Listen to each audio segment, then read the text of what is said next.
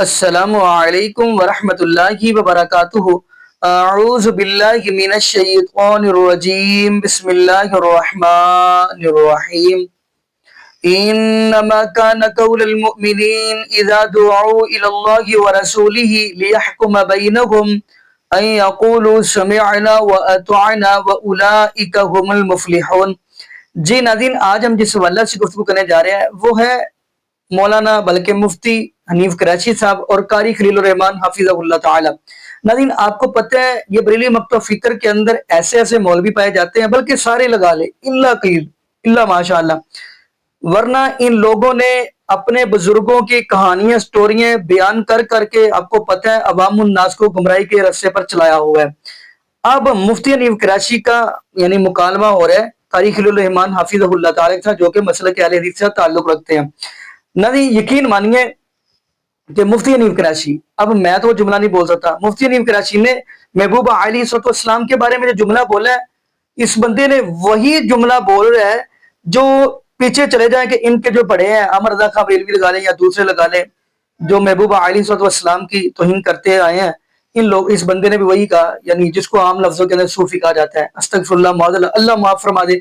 خیر ناظرین، ہم یہ ویڈیو کی طرف بڑھتے ہیں۔ اب فیصلہ آپ نے کرنا ہے کون حق پر ہے تو کون باطل پر ہے۔ آئیے ناظرین اب ہم مل کے ویڈیو دیکھتے ہیں، پھر انشاءاللہ ناظرین آگے ہم بھی گفتگو کریں گے۔ آئیے ناظرین مل کے ویڈیو دیکھتے ہیں۔ اور رسول اللہ کے دور میں حضور ہی سب سے بڑے، آپ کہہ لیں ولی بھی تھے، صوفی بھی تھے، عامل بھی تھے، سب کچھ وہی تھے۔ آپ کو صوفی کہا جا سکتا ہے اللہ کے رسول؟ صوفی کا مطلب کیا ہے؟ ہمارے عرف میں صوفی ایک ایسے شخص کو کہتے ہیں کہ جو کما حقو علم شریعت کے اوپر جناب عمل کر یعنی کہ فنا ہو جائے شریعت کے عمل میں۔ یہ تو نہیں ہے کہ آپ جس داڑھی والے کو دیکھ کر کہیں یہ صوفی صاحب آ گئے، یہ فلان۔ تو اب اگر اس کو ایک غلط رنگ دے دیا گیا تو ایک الگ بات ہے، لیکن جس معنی میں صوفی کہتے ہیں کہ اس شریعت کے اوپر کامل عمل کر کے جو شخصیت نکھر کے سامنے آتی ہے اس کو صوفی کہتے ہیں۔ تو اب اسی طرح سے حضور کے زمانے میں تو اس کی کوئی ضرورت تک ہی نہیں بنتی ہے، صحابہ کے دور میں تک نہیں بنتی ہے، لیکن جب بعد ازاں ایسے ایسے لوگ آ گئے، حکمران ایسے ظالم اور جابر آ گئے۔ صحابہ کے دور میں وہی پیر بھی ہوتا تھا، وہی حاکم بھی ہوتا تھا، وہی خلیفہ بھی ہوتا تھا، لوگ اسی کی بیعت کرتے تھے، دینی مسائل ضرورت پڑتے تھے اسی سے جا کر پوچھتے تھے۔ اب جب بعد میں ظالم جابر حکمران آ گئے، شرابی قسم کے لوگ آ گئے، اب کیا کریں؟ اب کیا انہی سے جا کر وہ شریعت کی حقیقت کے معنی پوچھیں؟ اب ضرورت اس امر کی پڑی کہ یار کچھ ایسے اصول اور ضوابط مقرر کیے جائیں جن کو سامنے رکھ کر قرآن و حدیث پر صحیح طرح سے عمل پیرا ہوا جا سکے۔ تو یاد رہے کہ شریعت سے طریقت الگ نہیں ہے اور طریقت شریعت سے الگ نہیں ہے، یہ دونوں ایک ظاہر اور ایک باطن ہے، اس میں کوئی ایسی چیز نہیں ہے کہ جو ہمارے سمجھ میں آنے والی نہ ہو۔ پہلی بات تو یہ ہے کہ آپ نے ایک سوال کیا تھا محترم قریشی صاحب سے کہ کیا رسول اللہ کو صوفی کہا جا سکتا ہے، انہوں نے اس کا جواب بھی گول مول کیا۔ جب یہ شریعت ہے اور شریعت پہ سب سے زیادہ عامل کو ہی صوفی کہتے ہیں، تو نبی کریم صلی اللہ علیہ وسلم تعریف کس نے کی ہے؟ جو ان کا طریقت شریعت سے ہے اور شریعت طریقت سے ہے۔ نہیں، شریعت پر سب سے زیادہ عامل کو صوفی کہتے ہیں، یہ کس نے تعریف کی ہے؟ قریشی صاحب نے۔ نہیں، میرا خیال ہے وہ اور تعریف پھر یہ نہیں اسی ہے۔ پہ انہوں نے سوال بھی کیا لیکن انہوں نے اس کا جواب نہیں دیا۔ میرا اس میں واضح مطلب یہ ہے کہ شریعت اور طریقت الگ الگ نہیں ہیں، بلکہ شریعت جن احکام اور اعمال کے تمام کا نام ہے، طریقت اس پر کما کو حسن نیت اور حسن اخلاص پر عمل پیرا ہونے کا نام ہے۔ یہ میرے پاس کتاب ہے جا الحق، جی، یہ مفتی احمد یار خان نعیمی صاحب کی کتاب ہے جنہوں نے اعلیٰ حضرت کے ترجمہ کنز المال پہ حاشیہ وغیرہ بھی لکھا ہے۔ یہ اس کتاب کا صفحہ نمبر 222 ہے۔ اس پہ لکھتے ہیں کہ 4 سلسلے، شیخ اگر میرا تعاون کریں تو صرف نظر رکھتے رہیں اور کہیں غلط کہوں تو ٹوکیے گا۔ 4 سلسلے شریعت اور طریقت دونوں کے 4 سلسلے، یعنی حنفی، شافی، مالکی، حنبلی، اسی طرح قادری، چشتی، نقشبندی، سہروردی، یہ سب سلسلے بالکل بدعت ہیں۔ یہ سب سلسلے بالکل بدعت ہیں۔ ان میں سے بعض کے تو نام تک بھی عربی نہیں ہیں، جیسے چشتی یا نقشبندی، اور کوئی صحابی، تابعی، حنفی یا قادری نہ ہوئے۔ میں اسکرین پہ دکھاؤں اگر آپ کہیں تو بالکل سے کر لیں۔ ایک اور دوسری بات یہ ہے کہ تصوف نے کیا کیا گل کھلائے ہیں، آپ تو ان کی بیعت کروا رہے ہیں ہم سے۔ یہ فوائد الفریدیہ، یہ خواجہ غلام فرید صاحب کی کتاب ہے فوائد الفریدیہ. اس کے اندر ایک صاحب آئے اور خواجہ معین الدین سے کہا کہ حضرت مجھے اپنا مرید بنا لیجیے، بیعت کرنے آیا ہوں. اب یہ ان سے یہ پوچھیں کہ یہ مناظرہ ہو رہا ہے. مناظرہ نہیں، میں صرف اس کا جواب دے رہا ہوں، مناظرہ نہیں کر. کس طرح کل میں اب آپ دیکھیں میرا ٹائم ضائع کر رہا ہوں. نہیں، میرا ٹائم ضائع کرنا. ٹھیک ہے، آپ کی رائے میں لے لیتا ہوں. میں نے ایک لفظ بولا، کل میں اگر اسی طرح کتابیں اٹھا کر لے آؤں آپ شیعہ لے کے آئیں، خلاف دیوبندیوں، آپ تو یہ لے آئیں. پروگرام تو نہیں رہے گا نا. مفتی صاحب مجھے مسئلہ اجازت یہ ہے- دیں، میں ایک جملہ عرض کروں، مسئلہ صرف یہ ہے ایک کہ جملہ. آپ مفتی صاحب دیکھیے ڈاکٹر صاحب میرا ٹائم سارا برباد کر ٹھیک ہے، آپ کی رائے آگے. اور آپ چپ کر کے ربائی بیٹھے صاحب، میرے. ربائی صاحب، ایک منٹ، میرا خیال ہے میں ایک جملہ عرض اپنی کرتا باری ہوں. میں کر لیں گے تو زیادہ اچھا نہیں، ہوگا. میں اس موضوع کے حوالے سے دیکھیں، بات یہ نہیں ہو رہی کہ جن اولیاء کرام یا معروف شخصیات کے حوالے سے برصغیر میں ایک تصور پایا جاتا ہے وہ سلسلہ کیا ہے کیا نہیں، بات یہ نہیں ہو رہی. بات ہو رہی ہے کہ آیا اسلام میں تصور آپ کوئی اس پہ ہے اپنی تصوف آراء کا کا یا نہیں ہے. آپ کے نزدیک نہیں ہے تو آپ دلیل دے رہے ہیں. جب آپ مجھے بات اچھا، اس میں صرف ڈاکٹر صاحب مجھے کی ذرا باری ہے. بات ٹھیک ہے، مکمل صاحب، کرنا آپ بولیں. آپ مجھے صرف بات مکمل کرنے دیں. وہ بھی نمٹا بیٹھے ہیں، وہ بھی نہیں نمٹا بیٹھے میں صرف رہنمائی کرنے کی کوشش کر رہا ہوں کہ اگر مسئلہ آپ حل ہو نے جائے. یہی بات بیان آپ کرنی پہلے تھی تو آپ ایک اپنی علمی باری پہ سٹارٹ پہ آپ نے کیوں نہیں بیان کیا کہ ہم اپنی بات دیکھیں نا، بٹن آپ کریں؟ اس لیے کہ میں یہ دیکھ رہا تھا کہ آپ اس طرف آتے ہیں یا نہیں بات آتے یہ اللہ. نہیں اور ہے. آپ آئے ہیں. جب آئے ہیں تو میرا جواب جی، دینا آپ بنتا گفتگو ہے. کیجئے، کیا کہہ رہے ہیں؟ اور کتاب کے حوالے کے علاوہ میں پوچھ رہا ہوں آپ کی رائے میں کیا ہے تصور؟ آپ ایک بھئی دفعہ آپ اپنی علمی رائے حوالے میں سے کہ بحث ہمارے کریں. مکتب کے نزدیک یہ رائے ہے، بس بات ان ختم کو ہو کہا گئی. کہ میں آپ کا مرید بننا چاہتا ہوں معین الدین سے، چشتی سے. تو انہوں نے کہا کہ پھر تو کہہ، مرید بننا ہے نا، پھر تو کہہ لا الہ الا اللہ چشتی رسول اللہ. پھر تو کہہ لا الہ الا اللہ چشتی رسول اللہ. یہ طریقت نے گل کھلائے ہیں. مجھے بتائیے نبی مکرم کے کلمے کی جگہ لوگ اپنے کلمے پڑھوا رہے ہیں اور ہم اسے کہہ رہے ہیں کہ یہ دنیا کا مانا ہوا پیر ہے. ٹھیک، چلیں آپ پھر نے تو اس پہ رائے ہمارے کا اظہار کر دیا. اقرار الحسن صاحب صحیح کر رہے ہیں. ٹھیک. یہ اس زمانے میں تھے نہیں، ورنہ ان کے پیچھے بھی پڑ جاتے. ٹھیک ہو گیا. ٹھیک، اب مجھے اس کا بھی جواب دے اچھا دینا کہ اب اصل میں ایک منٹ دوسری بات دیکھیے. حضرت حمزہ خراسانی، یہ بھی فوائد الفریدیہ کے اندر ہے. حضرت حمزہ خراسانی، اب آپ اگر مجھے یہ بتائیں اگر آپ کہیں گے نا، وہ بندہ کہ زور سے جو بولیں میں آپ IFB میں. دیکھیے وہ میرا بندہ سارا کہ ٹائم جو برباد کر رہے ہیں. یہ بخاری اور بالکل مسلم ناانصافی اور ہو رہی ہے. ترمذی وہ پڑھنے والا دیکھیں نا، آپ ایک غلط یہ نیشنل ٹی وی بالکل پہ آپ بیٹھ کر ناانصافی ہو رہی ہے. غلط میسج اور آپ آپ کے سامنے میں آپ کی طرف آ رہا ہوں. ناانصافی ہو ڈاکٹر رہی صاحب ہے. جی آپ پروگرام اپنی کر رہے ہیں گفتگو پوری کر لیں تاکہ میں آگے جا پوری سکوں. کرنے دیں گے 3 تو سے کروں. 4 منٹ میں کرنی ہے نا، آپ بسم اللہ تو ہاں کریں. تو ابھی میرے سارے ٹائم انہوں نے کاٹ دیا. نہیں آپ وہ کا آخری 1 اضافی منٹ دیں ہے گے آپ کے مجھے. پاس، کریں. حضرت حمزہ خراسانی کے کانوں میں دمبے کی آواز آئی، جی جیسے دمبا بولتا ہے.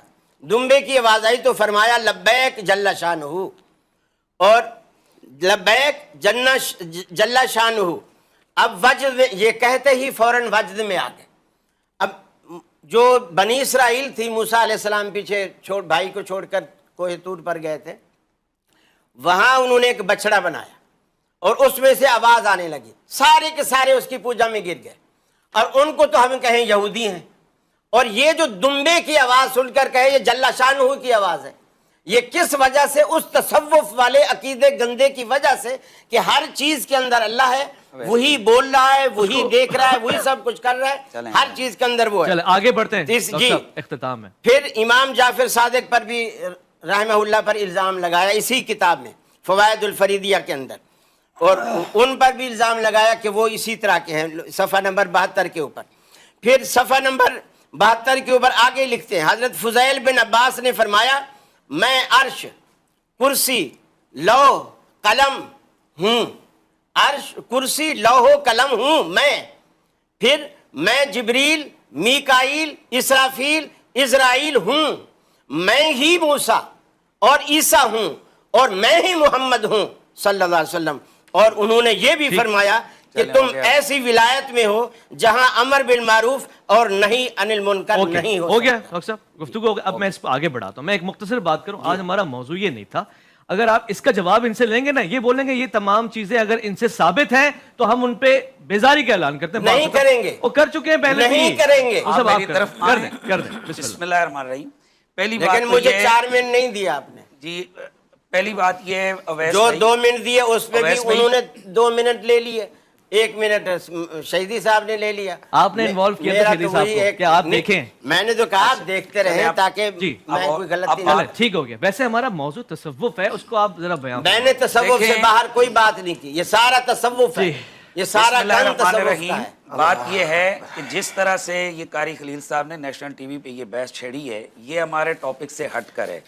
اگر ان میں اتنی جرأت دیانت تھی تو جب ان کا اپنا نمبر تھا اس پر یہ چیزیں اٹھاتے, ہم ان کو ریبٹل کرتے, پتہ چلتا کہ یہ کیا بات ہے اور کیا نہیں. ہم کہہ رہے ہیں کہ تصوف شریعت کے جو احکام اور اعمال ہیں اس کی تکمیل حسن نیت کے ساتھ, اس کو تصوف اور طریقت کہتے ہیں. اب جو چیز بھی شریعت سے ہٹ کر ہوگی وہ آج خود تصوف سے خارج ہو جائے گی. ان تمام چیزوں کو کنڈیم کرتے ہیں. اب دیکھیں, آپ رکیں ہیں ویس بھائی, ہم ہماری بات پوری کریں گے. میں نے کہا تھا کہ اس بات کو کتاب میں نہ چھیڑیں. میں کر رہا ہوں, آپ کتاب میں کتاب نہ کھولنے دیں. بات یہ کہ جو شخص لا الہ الا اللہ چشتی رسول اللہ پڑھے, وہ کوئی بھی شخص ہو, ایسا شخص دائرہ اسلام سے خارج واضح ہو گیا. آگے میری بات کو پوری سنیں. جی جی جی. جو شخص کسی کو پڑھوائے ایسا شخص بھی دائرہ اسلام سے خارج ہے. جو شخص, ان کو معافی مانگنی چاہیے یہاں, یہ کوئی مذاق بنی ہوئی ہے. اس لیے کہ اور یہ پھر کتابیں صاحب کون سے مقتدے سنیے, اگلی بات, کیوں آپ بھی اگلی بات یہ ہے, اگلی بات یہ ہے چھاپ رہے ہیں ان کتابوں کو جو آپ جو کی بھی نہیں ہے, یہ وہی, جو بھی کیا مطلب, میں سوال پوچھوں گا, یہ سوال پوچھوں گا, مجھے موقع دیں گا. اپنی میں بات کو مکمل کر رہا ہوں. اس طرح سے جس طرح یہ ایک تصوف کی کتاب ہے جو کہ جس کا پتہ ہی نہیں ہے, نہ ہمارے نصاب میں ہے, نہ ہمارے عقیدے میں ہے, نہ ہمارے علم الکلام میں, نہ فقہ میں. او بھئی جسٹ ایک تصوف کی کتاب جس طرح کوئی ملی ہے, ہزاروں لوگ چھاپ رہے ہیں. اب مجھے بتائیں کہ درجنوں حدیث کی کتابیں جن میں ایسی روایتیں کہ جن کا ترجمہ بھی قاری خلیل یہاں نہیں کر سکتا.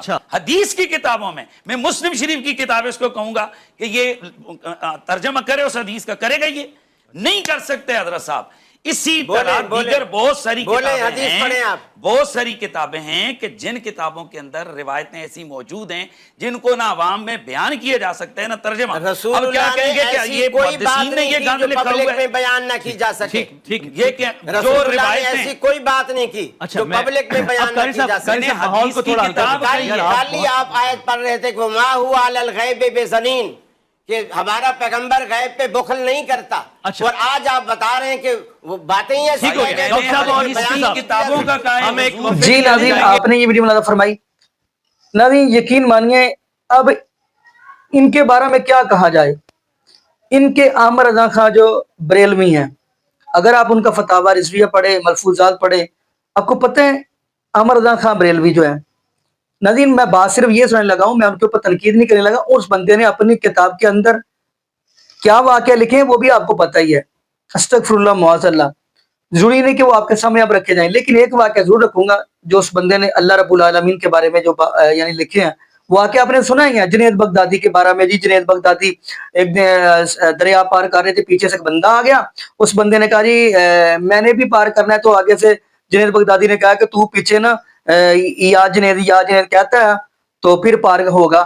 تو جبکہ جنید بغدادی جو تھے وہ اللہ کا نام لے رہے تھے, اللہ کا نام یا اللہ کہہ رہے تھے. تو آگے جی اب اس بندے نے کہا جو پیچھے کہہ رہا کہ خود یہ تو یا اللہ کہہ رہے ہیں, مجھے یا جنید کہہ رہے ہیں. اس بندے نے بھی جی یا اللہ کہا, تو اللہ کے نام پہ اوپر استغفر اللہ معاذ اللہ, جب اس بندے نے اللہ کا نام لیا وہ ڈوبنا شروع ہو گیا. اللہ میری توبہ, یہ عامر رضا خان بریلوی کی کتابوں کے اندر لکھا ہوا واقعہ ہے. جی استغفر اللہ, اللہ کا نام لیا تو وہ ڈوبنا شروع ہو گیا. تو اس بندے نے اب کہا کہ میں کیسے بچوں گا, کیسے میں نکلوں گا. تو وہ بندہ جنید بغدادی کہنے لگا جی میرا نام لے اب, یا جنید کیا ہے, تو پھر وہ بچ گیا. یعنی ان کے نزدیک اللہ میری توبہ استغفر اللہ کہتے ہیں, بابا کا نام لو تو آپ بچ جاؤ گے, استغفر اللہ معاذ اللہ, اللہ رب العالمین کا نام لو تو آپ اللہ میری توبہ, اللہ میری توبہ, آپ ڈوب جاؤ گے. کون سی آپ کے سامنے ان کی جو جنہوں نے جو کیا وہ کون سی باتیں آپ کے سامنے رکھے. نبی یقین مانیے, میں یہ کہتا ہوں اگر مجھے کوئی پوچھے گا نا آپ کے پیر کون ہے, تو میں کہوں گا میرے پیر ہیں جناب محمد رسول اللہ صلی اللہ علیہ وآلہ وسلم, کیونکہ جن کے جیسا اللہ رب العالمین نے بنایا ہی نہیں ہے. میرے پیر جیسا اللہ رب العالمین نے بنایا ہی نہیں ہے. اور اگلی بات کرتا چلوں, میرے محبوب علیہ السلام سے بڑھ کر کوئی سونا ہو بھی نہیں سکتا, حسین و جمیل ہو بھی نہیں سکتا. یہاں پہ ایک جملہ کہتا چلوں, جب اللہ پاک نے ہمیں محبوب علیہ السلام ہمیں یہ پیر دے دی ہیں, پھر ہم یہ تیسرے چوتھے پانچویں طرف کی کیوں دیکھیں. ہمارا پیر تو اللہ پاک نے اتنا سونا, اتنا حسین, اتنا کمال دیا ہے، بلکہ میرا پیر جناب محمد رسول اللہ صلی اللہ علیہ وسلم کی شان کے اندر اللہ پاک نے پورا قرآن ہی نازل فرما دیا۔ بلکہ وہ آپ کو حدیث بھی آتی ہوگی، ناظرین آپ کو اس بات کا علم، حدیث کا علم ہوگا کہ جب ماجی حضرت عائشہ صدیقہ رضی اللہ تعالی عنہا سے ایک بندے نے اگر پوچھا ماجی محبوب علیہ السلام کا اخلاق کیا ہے، سیرت کیا ہے، تو ماجی کیا فرمائے لگی؟ ماجی عائشہ صدیقہ رضی اللہ تعالی عنہا فرمائے لگی آیا کہ تو قرآن نہیں پڑھتا؟ وہ کہتا ہے میں قرآن تو روزانہ پڑھتا ہوں۔ فرمایا کانا خلوق القرآن، سارا قرآن ہی میرے محبوب علیہ السلام کا اخلاق ہے۔ میں کہتا ہوں میں کیوں نہ خوش ہوں، میں تو الحمدللہ بڑا ہی خوش ہوں، اللہ پاک نے میرے پیر جناب محمد رسول اللہ صلی اللہ علیہ وسلم کی شان کے اندر پورا قرآن ہی نازل فرما دیا۔ اب اگلے جملے تو میں کہہ نہیں سکتا، ان کے پیروں کے بارے میں، ان کے پیروں کے اگر قصے کہانیاں پڑھنے ہیں تو وہ آپ کو پتہ ہے، آپ کو نیوز پہ مل جائیں گی، آپ کو اخباروں کے اندر مل جائیں گی، لیکن میرے پیر کی شان پڑھنی ہے، آپ قرآن کھولیں، الحمدللہ آپ کو میرے پیر جناب محمد رسول اللہ صلی اللہ علیہ وسلم کی شان ملے گی۔ باقی ناظرین یہاں پہ ہم دعا کرتے ہیں اللہ پاک ہمیں عقیدہ توحید نصیب فرمائے، اور اللہ پاک ہمیں محبوب علیہ السلام کی شریعت کے مطابق زندگی گزارنے کی سیکھ دے، اور اللہ پاک ہمیں 5 وقت کا پکا سچا نمازی بنائے، اور جتنے بھی بے اولاد جوڑے ہیں اللہ پاک سب کو نیک نورینہ، صحت تندرستی والی، ایمان والی، لمبی زندگی والی اولاد عطا فرما دے۔ جزاکم اللہ خیرہ، احسن الجزاء، السلام علیکم ورحمۃ اللہ وبرکاتہ۔